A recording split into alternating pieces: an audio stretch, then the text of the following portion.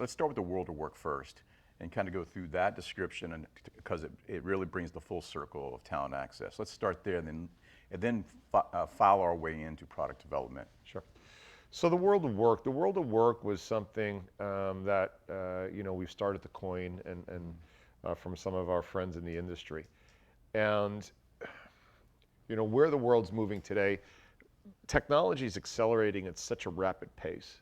And so if you put it on a grid, you would get sort of this going on right now, right?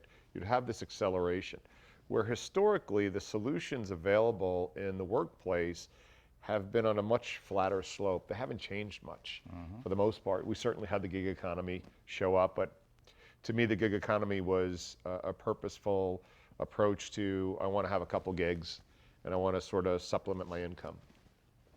But as we, aside from COVID and the world we're moving in, all that did was accelerate. The world of work, I think that strategic companies are going to start to look at the world of work, whether you're a dry cleaner, mom and pop shop, or you're a $30 billion a year company.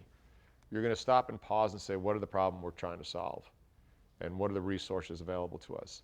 And those resources are the workforce. And the other side of that, though, is from the individual side of the workforce, that specialization of skill that's going to be able to address this acceleration of technology and everything we're doing is going to be a high priority hire, but you don't need them maybe for a 40-hour week or a 50-hour week for their entire career. Maybe you need to dial them in, dial them out. So it's almost a talent on demand mindset as well. Right.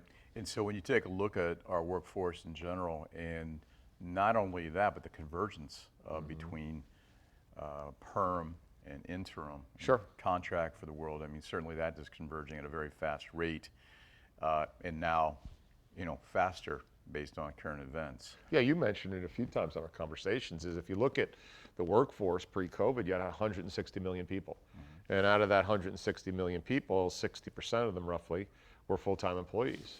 And 35 to 40% were contract or interim or gig employees.